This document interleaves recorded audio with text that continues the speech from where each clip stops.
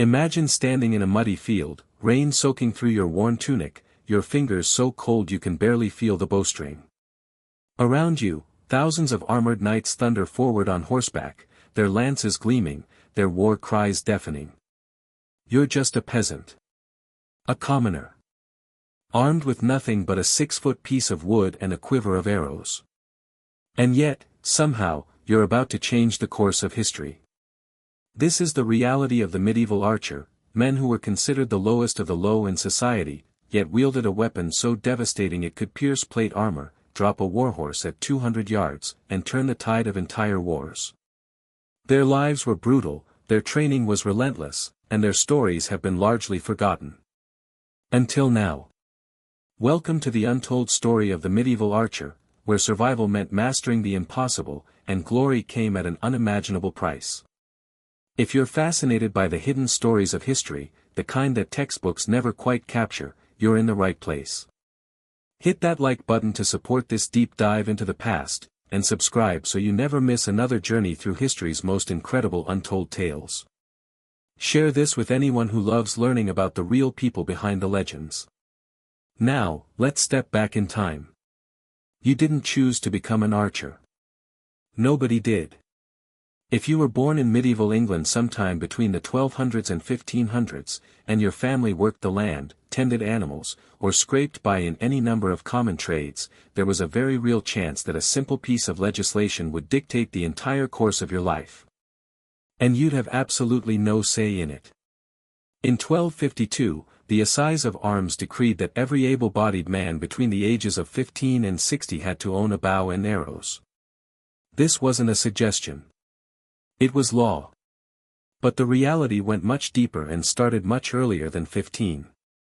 Boys as young as 7 were handed their first bows. Not toy bows. Real ones, scaled to their size, designed to build strength gradually over years. Fathers taught sons, older brothers taught younger ones, and in villages across England, archery wasn't a hobby or a sport, it was survival training disguised as tradition. Why so young? Because creating an effective longbow archer wasn't something you could do in a few months of boot camp. The English longbow wasn't like other bows used across Europe. It required immense physical strength, years of muscle memory, and a specific type of skeletal development that only came from starting in childhood. Think about that for a moment. While noblemen's sons were learning Latin, horsemanship, and courtly manners, peasant boys were developing calluses on their fingers and learning to judge wind speed by feel. By law, every Sunday after church, men and boys were required to practice archery. Churchyards often doubled as archery ranges. Other sports and games were actively banned to ensure nothing distracted from bow practice. In 1363, King Edward III outlawed football, handball, and other popular games, declaring that they took time away from archery training. Imagine being 10 years old and being told you can't play with your friends because the king needs you to practice shooting arrows for hours instead. But this was the world. War was constant. England was perpetually fighting Scotland, Wales, France, or someone. And the longbow had become England's secret weapon, a devastating tool of war that required a massive, continuously trained population to maintain. The village fletcher, the man who made arrows, was often as important as the blacksmith.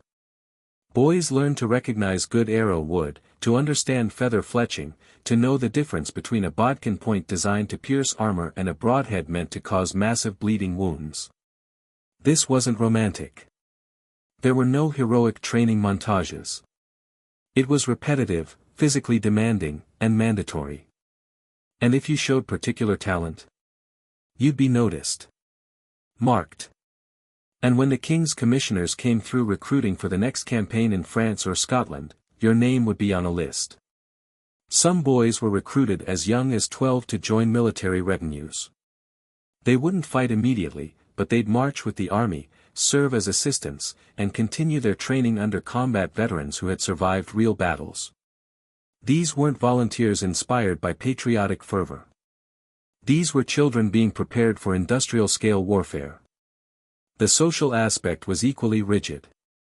Archers came from the lower classes, yeomen, farmers, laborers. It was extremely rare for anyone of higher social standing to become an archer. That was considered beneath them. Knights fought on horseback with lances and swords. That was noble. Archery was for commoners, and commoners knew their place. But here's the fascinating contradiction: while archers were looked down upon socially, they were absolutely essential militarily. Kings needed them desperately. The English military system in the 100 Years' War depended entirely on having thousands of trained longbowmen available at any given time. So you were simultaneously necessary and expendable. Valued and dismissed. Your skill could win wars, but it wouldn't change your social standing. You'd return from France having helped conquer a kingdom, and you'd still be expected to bow to any minor noble you passed on the road. And the training never stopped. Even experienced archers, veterans of multiple campaigns, were expected to maintain their practice. Muscles atrophy. Skills deteriorate. The longbow was unforgiving. It required constant maintenance of strength and technique, or you became useless. Parents had mixed feelings about this system. On one hand, losing a son to war was a genuine fear.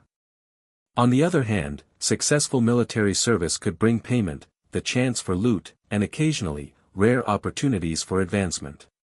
An archer who distinguished himself might catch the eye of a nobleman and secure a better position. But mostly, you became an archer because the law said you would, your father had, and your society was organized around the assumption that when the next war came, and it always did, there would be tens of thousands of men ready to draw a bow and kill on command. This was your inheritance if you were born a common boy in medieval England. Not land. Not title. Not trade skills passed down through generations. Just a bow. And the expectation that you'd master it well enough to survive what was coming. Becoming an effective longbow archer didn't just require practice. It required physical transformation. The kind that changed your body permanently, in ways that modern archaeologists can still identify in skeletons buried 600 years ago. Let's talk about what this training actually did to a human body. The English longbow had a draw weight, the amount of force needed to pull the string back, of anywhere between 80 and 180 pounds.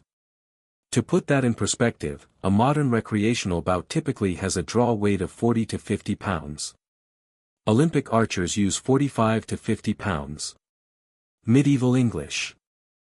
Archers were pulling 2 to 3 times that force, repeatedly, for hours, across their entire lives.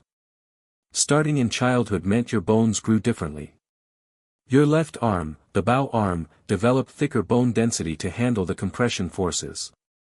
Your right shoulder, the drawing side, became notably larger and more robust. Your spine curved slightly to compensate for the rotational forces of drawing and holding. Your fingers developed permanent grooves where the string sat. This wasn't subtle. If you lined up 10 skeletons and one had been a lifelong archer, a trained osteologist could identify which one within minutes just by looking at bone structure and stress markers. The training regimen was relentless and methodical. Young boys started with lighter bows, perhaps 30 to 40 pounds, and gradually increased weight as they grew. But, gradually, is relative. By age 15, you were expected to handle a war-weight bow comfortably. That meant years of daily practice, rain or shine, sick or healthy. A typical practice session wasn't casual shooting at hay bales for fun. It was structured, repetitive, and focused on combat effectiveness. You practiced distance shooting, sending arrows in high arcs to rain down on enemy formations from 200 yards or more. You practiced direct shooting, flat, fast shots at closer range to penetrate armor. You practiced rapid shooting, getting as many arrows in the air as quickly as possible, because in battle, volume of fire often mattered more than individual accuracy. Speed was critical. A trained archer could loose 10 to 12 arrows per minute in combat conditions. That meant drawing, aiming, and releasing every 5 seconds, consistently, while exhausted, terrified, and under enemy fire. To build this speed, you practiced until the motions became automatic. Draw. Anchor. Release. Reach for the next arrow. Draw. Anchor. Release. Your hands took incredible punishment. The fingers that drew the string, usually the index and middle finger, sometimes with the ring finger assisting, developed thick calluses. Even with these, the string could cut into your fingers during extended shooting. Some archers used leather tabs or gloves, but many preferred bare fingers for better feel and control, accepting the pain and scarring as part of the job. The mental aspect was equally demanding. Archery at this level required intense focus and body awareness. You had to judge distance instantly, account for wind, calculate the arc needed for your arrow to reach the target, and adjust for your own fatigue. All while making it look effortless. Commanders wanted archers who could think tactically. You needed to understand formations, recognize targets of opportunity, conserve arrows when needed, and unleash maximum firepower on command. This wasn't mindless shooting. It was coordinated, disciplined, military precision. And the physical toll accumulated relentlessly over the years. Shoulders developed chronic inflammation. Elbows suffered from repetitive strain. Lower backs ached from the rotational stress. Hands cramped. Fingers stiffened with arthritis by middle age. Studies of archer remains from the Mary Rose, Henry VIII flagship that sank in 1545 with many archers aboard, revealed severe skeletal damage. Vertebrae showed signs of degenerative disc disease. Shoulder joints displayed advanced arthritis. One skeleton had shoulder bones that had actually fused together from repeated stress injuries. These weren't old men. Many were in their 20s and 30s. But their bodies had endured decades of repetitive trauma that aged them prematurely. And here's the thing, you couldn't stop. Even if you wanted to. If you were part of a lord's retinue or on the king's rolls, you were expected to maintain combat readiness. That meant continuous practice. The moment you stopped training, your draw weight capacity dropped. Your speed decreased. Your accuracy suffered. It was a trap of biology and obligation. Your body was molded into a weapon, but maintaining that weapon required constant painful effort that gradually destroyed the very body doing the work. Beyond the physical, there was the psychological conditioning. You were training to kill. Those straw targets were stand-ins for actual human beings you'd eventually shoot at. The practice wasn't abstract. Veteran archers would tell stories of battles they'd fought, enemies they'd killed, wounds they'd inflicted.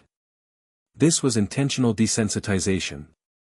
By the time you actually faced your first battle, the act of drawing your bow and releasing an arrow at a human target needed to be automatic, instinctive, unhindered by hesitation or moral qualms. Boys became archers. Archers became weapons. Weapons became veterans with broken bodies and haunted memories.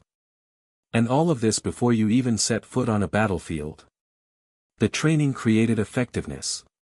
It produced soldiers who could strike from distances that other medieval warriors found almost magical. It built men who could stand their ground against charging cavalry and calmly, methodically, cut them down. But it came at a cost measured in chronic pain, permanent disability, and bodies that wore out decades before their time. This was the price of mastery. And you paid it, willingly or not, because refusing wasn't an option. The English longbow wasn't just a weapon. It was a technological marvel, a product of specific geography, centuries of refinement, and a military doctrine that turned simple physics into devastating warfare. Let's understand what made this piece of wood so uniquely deadly. At its most basic, a longbow was a single curved stave of wood, typically about 6 feet tall, roughly the height of the man using it. Unlike composite bows used in Asia and the Middle East, which were made from multiple materials laminated together, the longbow was elegantly simple. One piece of wood. One string. Nothing else. But that simplicity was deceptive. The wood mattered enormously. Yew is ideal because it has 2 distinct types of wood in the same tree. The sapwood on the outer layers is flexible and resists tension. The heartwood in the center is dense and resists compression. When a bowyer, a bow maker, crafted a longbow. He carefully positioned these woods so that the sap would form the back of the bow, the side away from the archer, while the heart would form the belly, the side facing the archer. When you drew the bow, the belly compressed and the back stretched. Having the right woods in the right positions meant the bow could store enormous amounts of energy without breaking. Get it wrong, and the bow would snap, possibly injuring or killing the archer. English yew was highly prized, but demand was so high that England actually imported vast quantities of yew from Europe, particularly Italy and Spain. Trade agreements sometimes included clauses requiring yew shipments. It was a strategic resource, like oil in modern times. Crafting a single war bow took time and skill. The bowyer selected staves carefully, often allowing them to season for years to achieve the right moisture content and stability. Then came the careful shaping, removing wood gradually, constantly checking the bend, ensuring both limbs curved evenly. A poorly tailored bow would shoot inconsistently and might break under stress. The finished product was a thing of brutal efficiency. A 150-pound draw weight bow could send an arrow over 300 yards in the right hands. At closer ranges, say 50 to 100 yards, it could penetrate plate armor. Not always, and not from every angle, but enough to be terrifying for any knight who'd spent a fortune on supposedly impenetrable protection. The arrows themselves were equally important. A typical war arrow was about 30 inches long, made from ash or birch, with goose feather fletching and an iron head. But the head design varied depending on the intended target. Bodkin points were narrow, hardened spikes designed specifically to punch through armor. They concentrated all the arrow's force into a tiny point, allowing penetration where broader heads would fail. Broadheads had wide, sharp blades meant to cause massive cutting wounds to unarmored targets or horses. Barbed heads were designed to stick in flesh and be agonizing to remove. An archer carried dozens of arrows into battle, usually in a bag or basket rather than a traditional quiver. Quivers, while cinematic, weren't always practical in combat. Large numbers of arrows were often stuck in the ground in front of the archer for quick access, or kept in containers that allowed rapid sequential drawing. The physics of the longbow shot were fascinating and brutal. When you released the string, all that stored energy transferred to the arrow in a fraction of a second. The arrow accelerated to over 150 feet per second, roughly 100 miles per hour. At that velocity, even a relatively light wooden arrow with an iron tip became a lethal projectile. But accuracy at extreme range wasn't the point of massed archery. Individual shots might miss, but when 1,000 archers released simultaneously, the sheer volume of arrows created a lethal zone that was nearly impossible to avoid. Contemporary accounts describe arrows falling like snow or like rain.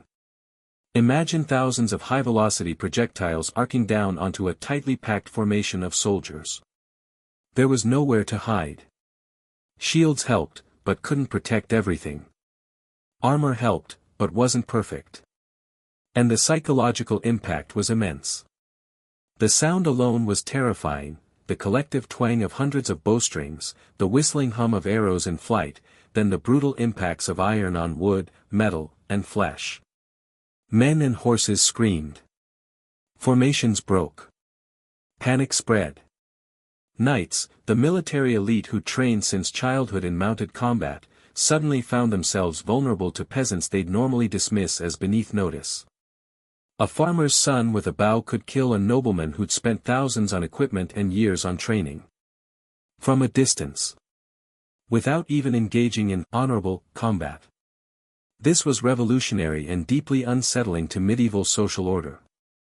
The longbow's dominance was proven repeatedly in famous battles. At Crécy in 1346, English archers devastated French cavalry charges, killing thousands. At Poitiers in 1356, they helped capture the French king himself.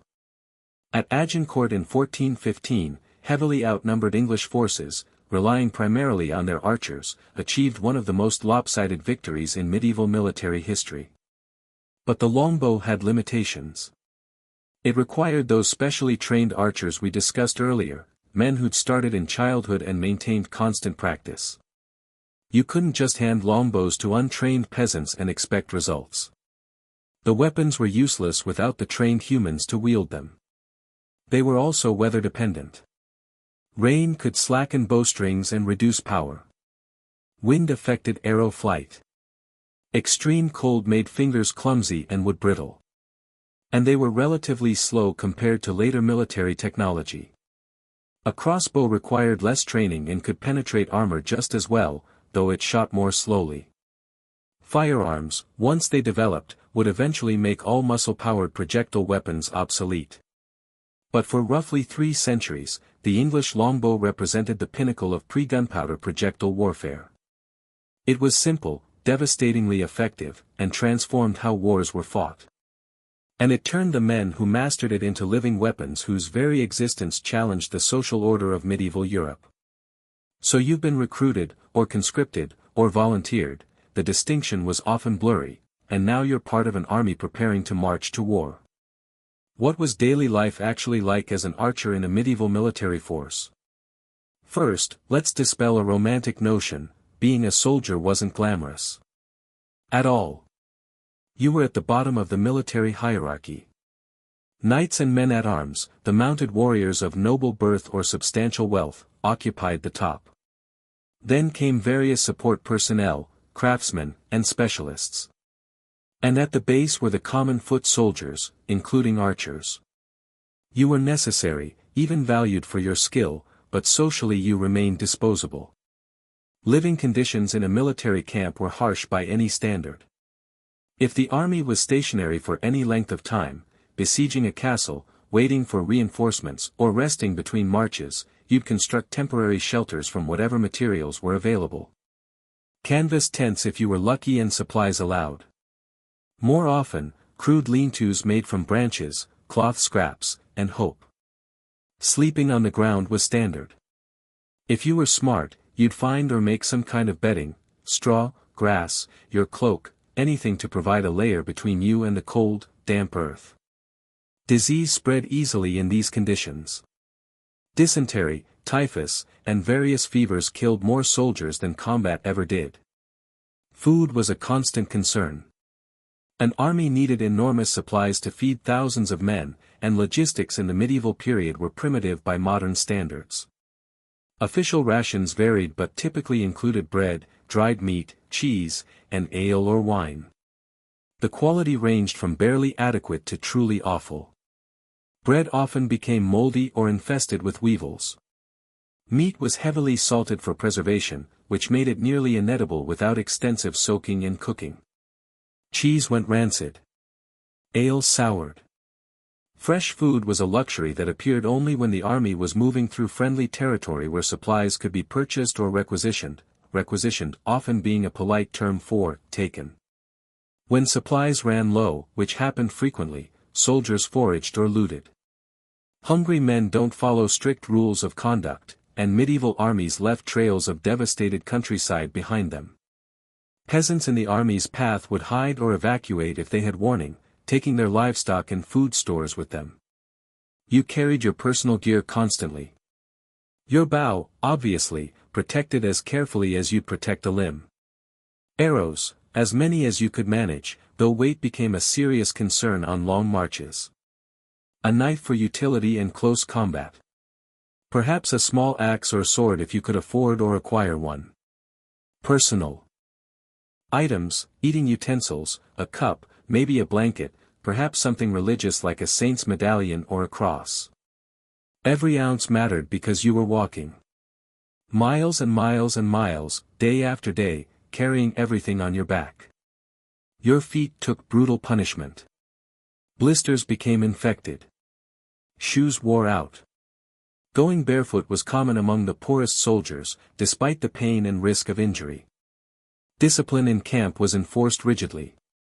Commanders knew that thousands of armed men crammed together could easily descend into chaos. Rules governed everything: where you could sleep, when you ate, how you disposed of waste, when and where you could practice with your weapons. Punishments for violations ranged from public humiliation to flogging to execution, depending on the severity of the offense.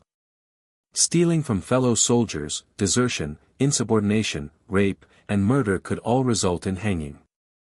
And executions were public, intended to reinforce discipline through fear. But enforcement was inconsistent. Officers and noblemen often got away with behaviors that would get common soldiers killed. Justice, like everything else, was hierarchical. Gambling was ubiquitous despite frequent prohibitions. Men with nothing but time and stress found ways to bet on anything: dice games, cards, contests of strength or skill. Fights broke out regularly. Tempers flared easily when you were tired, hungry, uncomfortable, and scared. Alcohol helped numb the physical and psychological discomfort, and soldiers drank heavily when supplies allowed. Drunkenness was common enough that commanders sometimes struggled to maintain order, though before battles, alcohol rations might be increased deliberately to boost courage. Camaraderie developed among men who shared these conditions. Your fellow archers became your family, the people who understood what you were experiencing because they were living it too. You looked out for each other, shared resources, covered for one another's mistakes. But there was also competition and friction. Resources were limited. Personalities clashed. Regional differences created tension. English archers might look down on Welsh levies, or men from different counties might harbor old grudges. Disease was the ever-present killer. Camp hygiene was primitive. Human waste accumulated. Water sources became contaminated. Lice, fleas, and rats spread disease. When epidemics swept through camps, hundreds or thousands could die in days or weeks. Medical care was limited and often ineffective. Barber surgeons accompanied armies, but their knowledge was rudimentary. They could set broken bones, stitch wounds, and amputate damaged limbs, but infection killed most serious wounds eventually. Many soldiers carried their own medical supplies, herbs, bandages, folk remedies passed down through generations. Boredom was another enemy. Between marches and battles, there were long stretches of waiting. Soldiers filled time with practice, gambling, storytelling, repairing equipment, and trying to make their living situations marginally more comfortable. Religious observance provided structure and comfort. Priests traveled with armies, conducting services, hearing confessions, administering last rites to the dying. Faith was deeply important to medieval people, and facing death made it even more so. You might not know if you'd survive the next battle, but believing your soul would go to heaven if you died in a just cause provided some consolation. Letters home were rare, most soldiers were illiterate, and even those who could write had limited access to writing materials. News from home came through messengers, traveling merchants, or new recruits joining the army. This was your existence as an archer in the ranks. Uncomfortable, uncertain, dangerous even when you weren't fighting. Bound to men you might not like but had to trust. Following orders you didn't give, marching toward battles you didn't choose, fighting for causes that often meant little to you personally. And knowing that whether you lived or died, history would barely remember you. An army on the move was a massive, lumbering organism that consumed resources and territory as it advanced. And as an archer somewhere in that mass of humanity, you experienced every brutal step of the journey. Medieval armies didn't move quickly. A good day's march might cover 12 to 15 miles. In poor conditions, bad weather, difficult terrain, inadequate supplies, you might only manage 5 or 6 miles. And campaigns often required marching hundreds of miles from England across France or through hostile Scottish territory. The sheer logistics were staggering. An army of 10,000 men, a reasonable size for a major campaign, needed tons of food daily. Hundreds of horses and oxen pulled supply wagons. Thousands more were ridden by knights and men-at-arms. All those animals needed fodder. All those wagons needed roads, or at least passable ground. You didn't march in neat, organized columns like later professional armies. Medieval forces were sprawling, chaotic affairs. The vanguard led the way, scouts ranged ahead and to the sides, the main body followed in loose formations, and a rearguard protected against surprise attacks from behind. Supply wagons, civilians, camp followers including women, children, merchants, prostitutes, and wounded from previous engagements all trailed along, creating a tail that could stretch for miles. Stragglers were common, despite the danger. Falling too far behind the main body meant risking bandits, enemy raiders, or simply getting lost. The pace was dictated by the slowest elements, the heavy wagons, the wounded, the exhausted. Commanders might push for forced marches when speed was critical, covering 20 or more miles in a day, but that exhausted men and animals dangerously. Soldiers who just completed a forced march weren't fit to fight immediately after. Roads, where they existed, were terrible. Medieval infrastructure wasn't built for mass troop movements. Roads were often just dirt tracks that became muddy nightmares in rain, dust clouds and dry weather. Bridges were rare and strategically important. Armies sometimes had to detour miles to find a river crossing, or spend days building temporary bridges. You marched in all weather.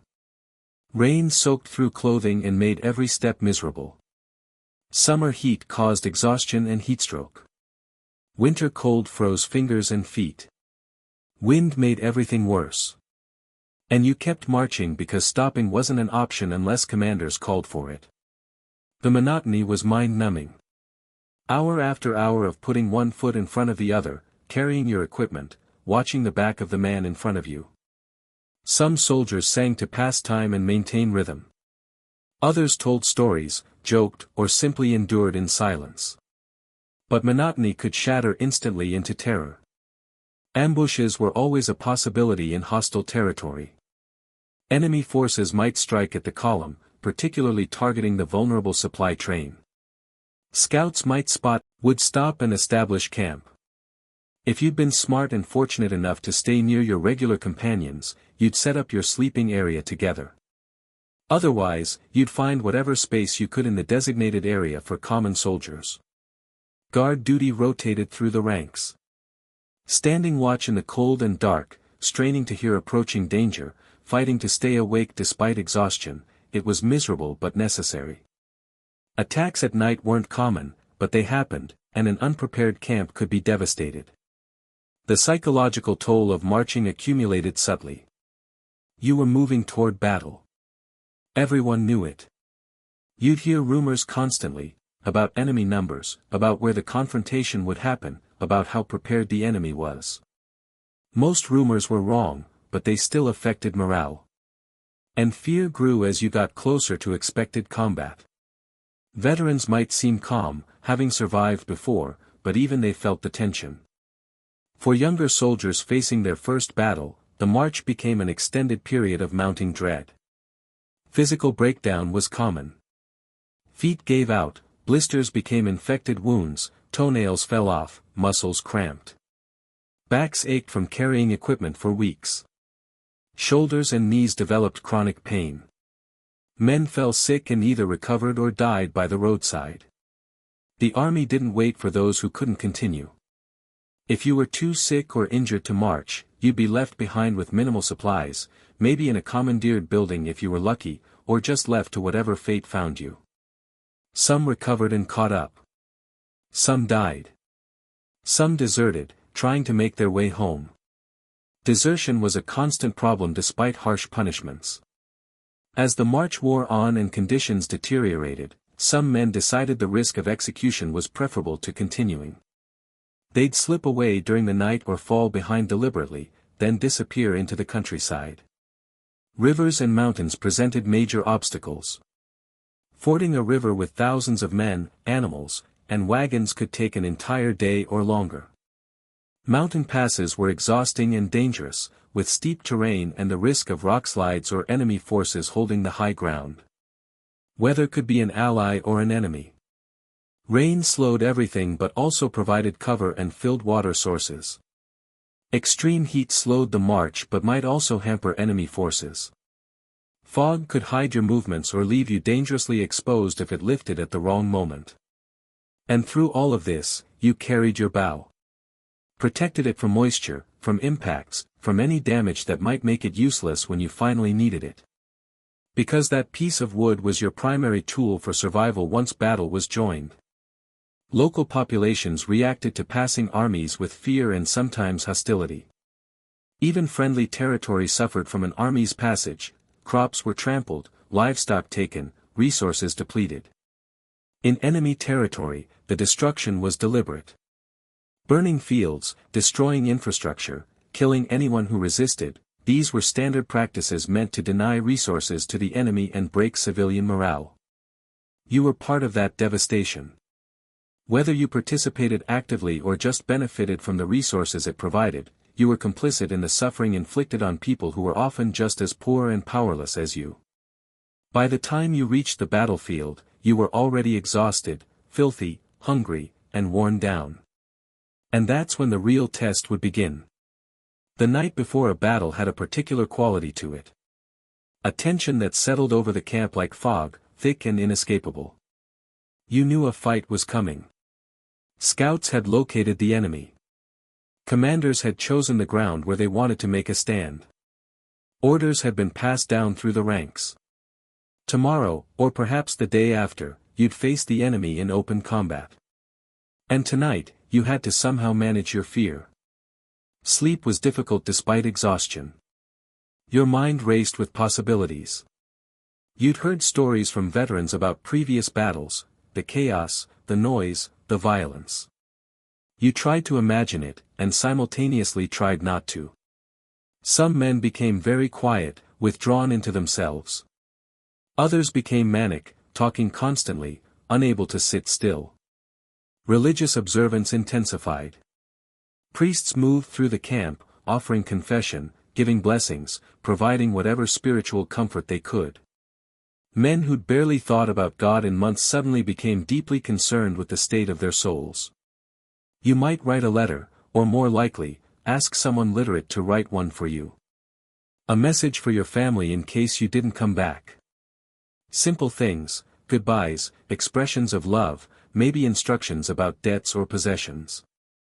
These letters might never be delivered, but writing them felt important. Equipment received final checks. You inspected your bow for any cracks, stress points, or damage that could cause failure at the worst possible moment. Your bowstring was checked for wear. Arrows were counted, sorted, bad ones discarded, good ones kept close. Your knife was sharpened. Any armor or protective gear you had was adjusted and tested. Some men sought courage in alcohol, drinking heavily if supplies allowed. Commanders sometimes officially increased alcohol rations before battle, recognizing that liquid courage, while imperfect, was better than men too terrified to fight. Others avoided drinking, wanting clear heads. Conversations turned to tactics and strategy. Veterans explained what to expect to younger soldiers. Where to stand, how to position yourself, what commands to listen for, how to stay alive. Some of this was genuinely helpful. Some was bravado designed to cover fear. You talked about what you'd do with your share of the loot if you won. Battles were opportunities for enrichment if you survived and your side was victorious. Armor, weapons, horses from dead enemies could be sold. Prisoners from noble families could be ransomed for significant sums. It was possible, if you were very lucky and very ruthless, to come away from a battle significantly wealthier. But you also knew the other possibility. You could die. Not heroically in single combat against a worthy opponent, but randomly, brutally, perhaps not even knowing what killed you. An arrow from nowhere. A horse trampling you in the chaos. A wounded enemy stabbing upward as you passed. The possibilities were endless and terrifying. Some men made peace with death. Convinced themselves they were ready, that heaven awaited, that their cause was just and God would protect them or welcome them home. Others couldn't find that peace and spent the night in quiet desperation. The morning of battle arrived with final preparations. You ate what food was available, though many men couldn't stomach much. You attended a final religious service, a mass, prayers, blessings. Priests reminded you that dying in a just war was honorable, that God favored the righteous, that courage in battle was a virtue. Then came the arming and assembly. You gathered with your unit, the other archers you trained and marched with. Officers shouted orders. Organizing formations, assigning positions. Chaos gradually resolved into structure. Commanders might give speeches. Nobles on horseback riding along the lines, calling out encouragements, reminding you what you were fighting for. These speeches were sometimes inspiring, sometimes ridiculous, but they were part of the ritual. And then you marched to your position on the battlefield. The field itself had been chosen carefully by commanders. Ideally, English forces wanted to fight defensively, positioned on favorable ground with archers protected by stakes or terrain features. The standard tactic was to force the enemy to attack uphill or across difficult ground while archers rained arrows down on them. You drive stakes into the ground in front of your position, sharpened poles angled toward the enemy, designed to break cavalry charges. These stakes had to be carried to the battlefield and positioned correctly, physical labor added to everything else. Your position was assigned. You might be in the front ranks or several lines back. Typically archers were positioned on the flanks or in massed formations where their concentrated fire would be most effective. Men-at-arms and knights positioned themselves in the center, ready for close combat once the arrows had done their work. You planted arrows in the ground in front of you for quick access. Rapid firing meant you couldn't fumble with a bag or quiver. The arrows needed to be immediately available, arranged so you could grab one, draw, shoot, and reach for the next in a continuous rhythm. And then you waited. Again. The paradox of battle was that for all the anticipation, there were often long periods of just standing, waiting for something to happen. You could see the enemy now. Across the field, their army assembling, their banners visible, their numbers apparent. Were they more numerous than your side? Less? Equal? It was hard to judge from ground level, and rumors spread through the ranks constantly. Your heart pounded. Your hands might shake. You gripped your bow, feeling its familiar weight and shape. This piece of wood, this string, these arrows, they were all that stood between you and death. Orders came down the line, knock your arrows. You pulled an arrow from the ground, fitted the knock to the string, held it loosely, bow not yet drawn. The enemy began to move. And the waiting was over. The sound hit you first. Not individual sounds, but a wall of noise. Thousands of men shouting, horses whinnying, armor clanking, drums beating, horns blowing. It crashed over you like a physical force, disorienting and terrifying. The enemy advanced. Depending on their tactics, this might be a cavalry charge, armored knights on powerful warhorses thundering toward your position at shocking speed. Or a mass of infantry marching forward, shields up, weapons ready. Or crossbowmen moving into range to exchange fire with your own forces. Commands rang out, draw loose. You drew your bow. The 100+ pounds of draw weight felt immense despite years of training. Your muscles strained. You found your anchor point, the consistent position where you drew to every time, usually corner of mouth or jaw. You aimed high, calculating the arc needed to reach the advancing enemy. Loose. You released. The string snapped forward, the arrow launched, disappearing almost immediately into the sky among thousands of others. You didn't watch it land. You were already reaching for the next arrow. Draw. Anchor. Release. Reach. Draw. Anchor. Release. The rhythm was automatic, trained into muscle memory through endless practice. Your conscious mind barely engaged with the mechanics. You simply shot, again and again, as fast as you could manage while maintaining enough accuracy to be effective. Arrows arced overhead, outgoing and incoming if the enemy had missile troops. The air filled with them. The sound was bizarre, a collective whistling hum, almost musical, followed by the impacts. And the impacts were devastating. Arrows struck shields with sharp thunks. They glanced off armor with metallic pings. They found gaps in protection and sank into flesh with sounds you'd never forget, wet, final. Men screamed. Horses screamed louder, more terrifying, more unnatural. The enemy kept coming. Cavalry that wasn't stopped by stakes or missile fire crashed into the defensive lines with earth-shaking force. The impact of armored horses and men hitting a formation of infantry was indescribable. Bodies flew. Men were trampled. The sound of that collision, metal on metal, breaking bones, dying screams, was primal horror. But your job was to keep shooting. Even as chaos erupted, even as the line fighting happened mere yards away, you kept loosing arrows into the enemy. Targets were everywhere. Knights trying to force their way through the defensive stakes.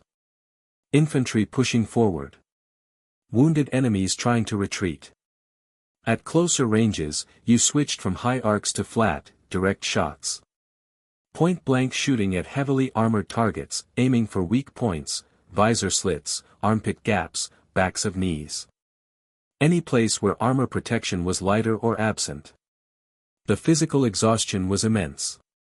Every draw of the bow demanded maximum effort.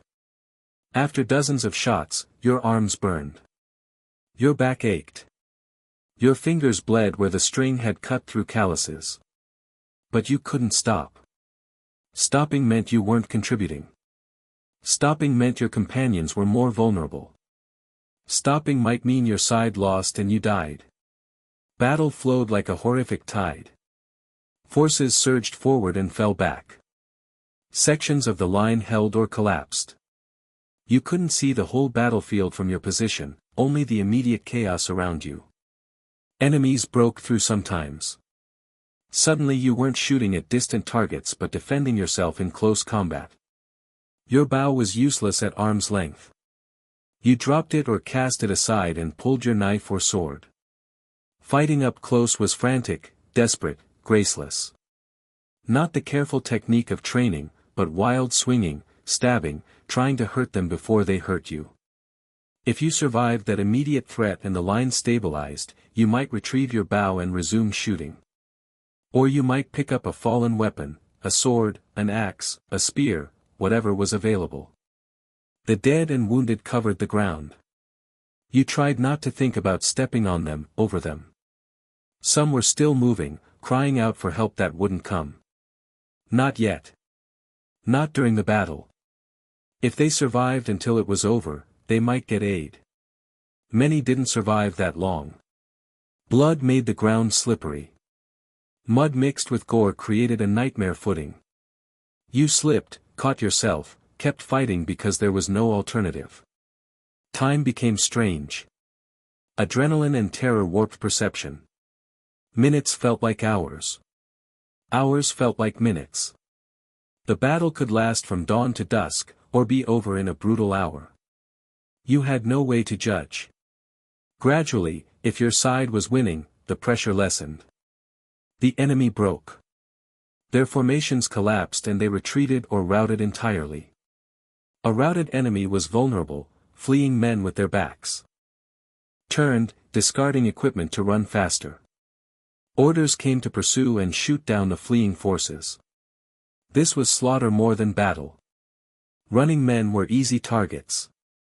You shot them down without mercy because that's what you were commanded to do, and because letting enemies escape meant you might face them again later. If your side was losing, retreat was its own nightmare. Trying to fall back in some semblance of order while the enemy pressed advantage. Men panicked and ran.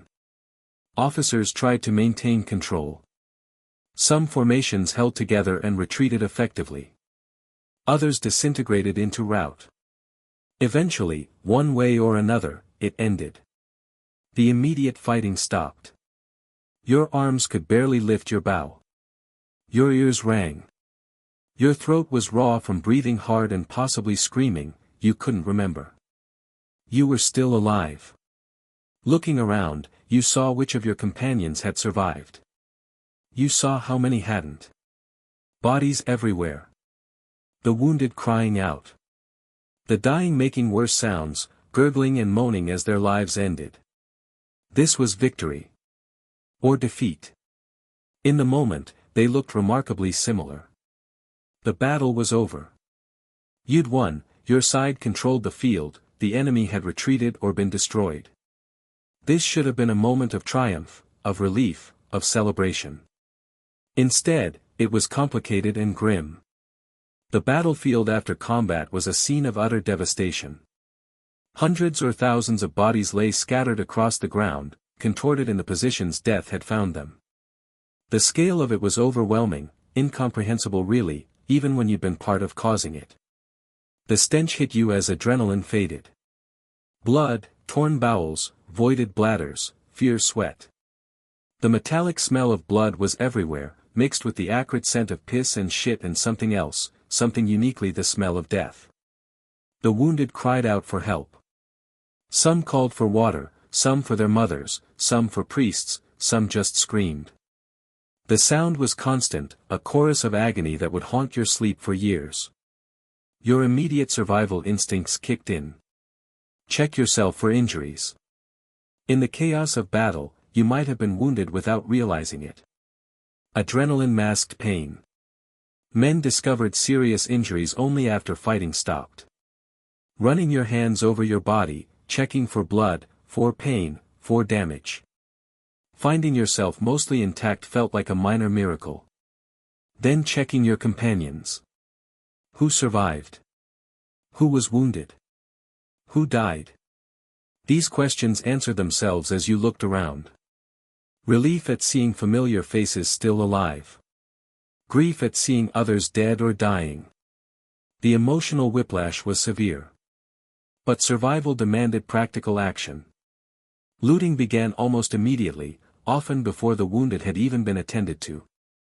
This wasn't considered dishonorable, it was expected, a traditional right of the victorious soldier. Your pay was irregular and inadequate. Battlefield loot was a significant part of your expected compensation. You searched bodies for anything valuable.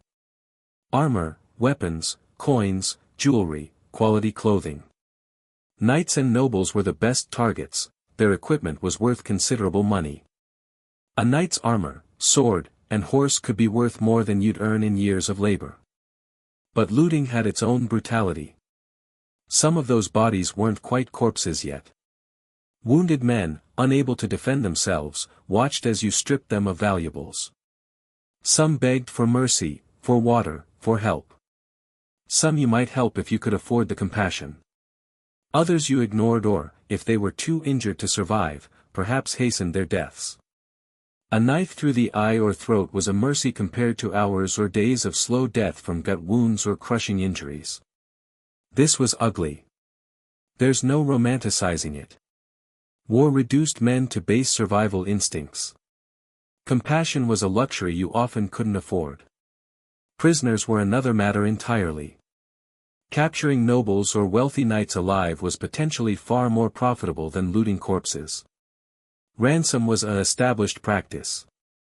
A high-ranking prisoner could be worth a fortune, enough to change your life. An earl, a baron, a knight of significant standing, their families would pay enormous sums for their safe return. But managing prisoners during and immediately after battle was dangerous. A wounded but armed noble was still deadly. Securing them required care. And you had to guard them, feed them, keep them alive until ransom could be arranged. That created its own problems. Common soldiers taken prisoner had less value. Some were kept for labor or to be ransomed cheaply. Many were simply killed. Massacres of prisoners happened regularly despite contemporary laws of war that supposedly protected surrendered enemies. Commanders sometimes ordered prisoners executed for practical reasons, unable to guard them, unable to feed them, unable to let them go to rejoin enemy forces.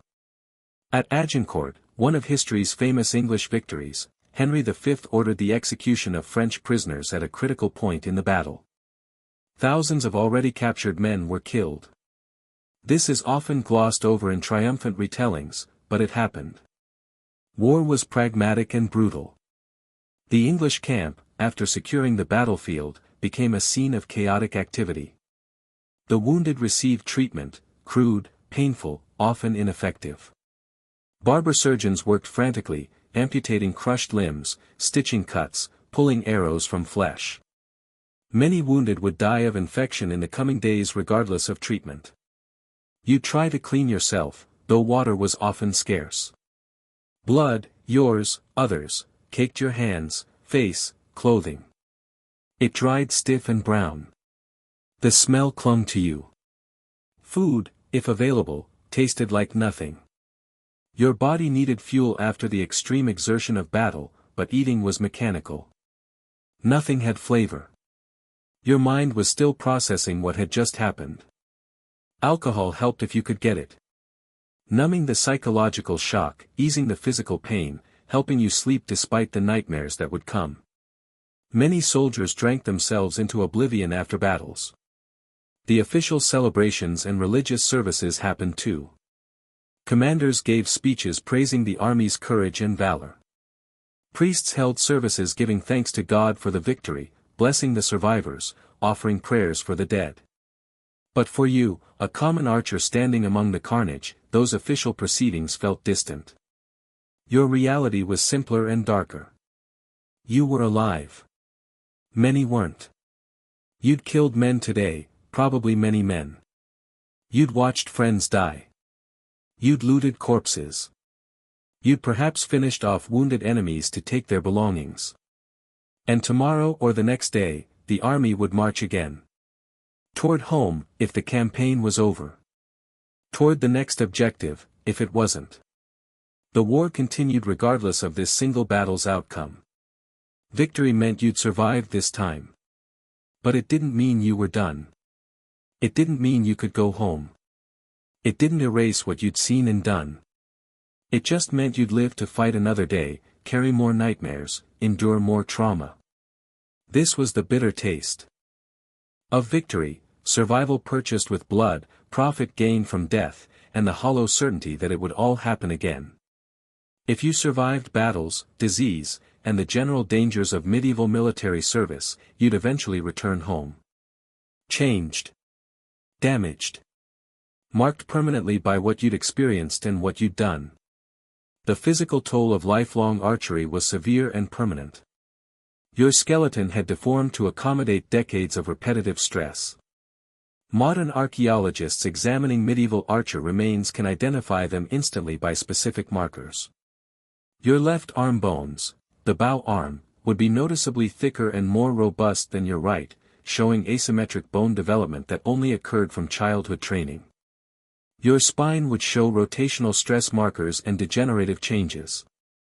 The act of drawing a bow required torso rotation, and doing that thousands of times created measurable skeletal adaptation. Vertebrae developed bone spurs and fusion patterns that caused chronic pain. Your right shoulder and upper arm would be significantly enlarged compared to your left. The bones showed stress markers, thickened cortical bone, and in severe cases, arthritis and joint damage visible even in skeletal remains. Your shoulder joint might have actually fused partially from the repetitive trauma. Your fingers were permanently deformed. The 2 or 3 fingers you used to draw the bowstring developed enlarged joints, bent positions, and deep grooves where the string had pressed repeatedly over years. These fingers might not straighten fully anymore. They ached constantly, especially in cold or damp weather. The study of the Mary Rose skeletons, archers who drowned when Henry VIII flagship sank in 1545, provided extraordinary insights into these conditions. These were military archers in their 20s and 30s, men in what should have been their physical prime. Their remains showed severe osteoarthritis, spinal degeneration, shoulder damage, and repetitive stress injuries consistent with decades of heavy bow use. One skeleton had shoulder bones that had fused together from repeated stress. Another showed vertebral damage so severe he likely suffered constant back pain. Nearly all displayed the characteristic asymmetric bone development of longbow archers. These men could still serve, still fight, still draw their war bows despite the pain. But they were paying a terrible price. And this was just the skeletal damage. Soft tissue injuries, torn muscles, damaged tendons, chronic inflammation, were common and couldn't be treated effectively with medieval medicine. You learned to live with constant pain because there was no alternative. As you aged, the damage accumulated faster. The same training that made you deadly in your 20s and 30s destroyed your body by your 40s and 50s. Many archers were physically broken by middle age, unable to continue military service, struggling with manual labor, becoming burdens on their families or communities. The psychological toll was equally permanent, though medieval people didn't have vocabulary for what we'd now call PTSD. The nightmares, the sudden panic at loud noises, the inability to connect emotionally with family, the tendency toward violence, the drinking to numb memories, these were all common among veterans. You'd killed people. Probably many people. You'd watched friends die in horrible ways. You'd experienced terror that most people never face. You'd lived in constant stress and danger for months or years at a time. That changed you fundamentally. Reintegrating into peaceful civilian life was difficult. The skills that made you valuable in war, violence, aggression, the ability to kill without hesitation, were problematic at home. Veterans sometimes struggled with anger, getting into fights, unable to settle back into routine agricultural or trade work. Some never really came home at all. They'd re-enlist for the next campaign, or become mercenaries, or turn to banditry. War had become their life, the only thing they knew how to do, the only place they felt they belonged. Communities had mixed feelings about returning veterans. Pride in their service and gratitude for their sacrifices, yes. But also fear of damaged, violent men who'd seen and done terrible things. The warrior who defended England might also be a drunk who started tavern brawls or terrorized his family. Financial rewards were inconsistent. If you'd been fortunate enough to capture valuable prisoners or loot significant valuables, you might return with enough money to improve your situation, buy land, set up a trade, improve your family's circumstances. More commonly, you returned with little. Your pay, often in arrears, might not even cover what you'd spent during the campaign. The promises made by recruiters often proved empty. Recognition and rewards went to knights and nobles, not common soldiers. And your body was wrecked. The work you'd done before military service might be physically impossible now. Farming, construction, blacksmithing, they all required physical capability you no longer possessed.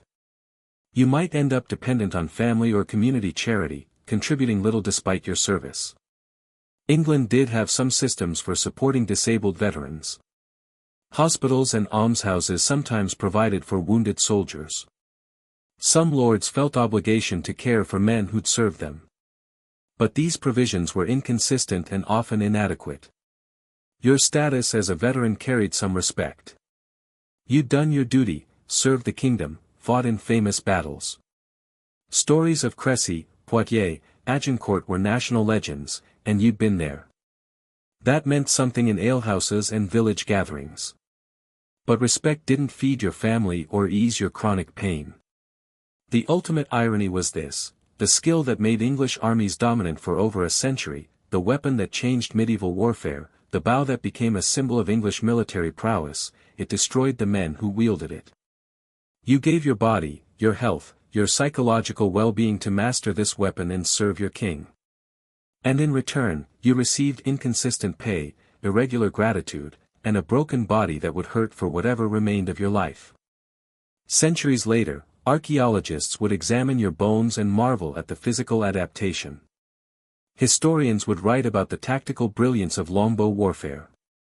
Your skeleton might end up in a museum, labeled medieval archer, with plaques describing your probable life. But you'd never know any of that. You just lived with the pain, the memories, and tried to make it through each day. This was the price of the bow. The English longbow dominated European warfare for roughly 200 years, from the late 13th century through the early 16th century. And then, relatively quickly, it disappeared from military relevance. Understanding why requires looking at what made it powerful and what made it ultimately obsolete. At its peak, the longbow system represented a unique combination of weapon technology, trained personnel, tactical doctrine, and social organization. England developed a military culture centered on archery that no other nation successfully replicated. France tried to create longbow units. They failed, because they couldn't produce the trained archers. You couldn't just decide to train longbowmen and have them ready in a few years. The system required starting in childhood, maintaining constant practice, and building specific physical adaptations over decades. France didn't have that cultural foundation. Other nations used crossbows instead. Crossbows required less training. You could teach someone to use a crossbow effectively in weeks rather than years. They could penetrate armor just as well as longbows. But they shot more slowly, required more maintenance, and were more expensive to produce. For a time, England's investment in longbow archery provided a decisive military advantage. English armies won battle after battle against numerically superior forces. The longbow had revolutionized warfare by making heavily armored cavalry vulnerable to common foot soldiers.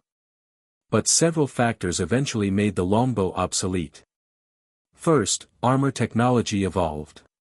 Plate armor became more sophisticated, with better coverage, better angles to deflect arrows, fewer vulnerable gaps. Full plate harness, properly fitted and maintained, could resist longbow shots from all but the closest ranges. Knights adapted their tactics, using terrain and formations to minimize exposure to arrow fire. Second, and more importantly, firearms developed. Early guns, arquebus and muskets, were crude, inaccurate, and slow. But they had several critical advantages. They required minimal training. A peasant could be taught to use a musket in days. They were psychologically terrifying. The noise, smoke, and devastating wounds they caused broke morale. And they could penetrate any armor at effective range. As firearms technology improved through the 16th century, the advantages of muscle-powered weapons disappeared. Why invest decades training an archer when you could equip a soldier with a gun in weeks? Third, the social and economic structures that supported mass archery training were changing. Enclosure movements, urbanization, and evolving military organization made the old feudal levy system less practical. Professional standing armies began replacing temporary forces raised for specific campaigns. By the late 1500s, the longbow had largely vanished from English military use. It persisted in limited forms for hunting and sport, but as a weapon of war, it was finished. But the legacy remained significant. The longbow had proven that common soldiers, properly trained and equipped, could defeat noble warriors. This was philosophically important in medieval society, where military prowess was supposed to reflect social hierarchy. Knights were superior warriors because they were superior people, or so the ideology claimed. Archers demonstrated that training and tactics mattered more than birth and breeding. This had subtle but real effects on social consciousness. The idea that common men were essential to military success, that their skills and courage mattered, contributed slowly to changing attitudes about social class and political participation. The famous victories, Crécy, Poitiers, Agincourt, became foundational myths of English national identity. These were stories of English underdogs defeating larger French forces through courage, skill, and divine favor.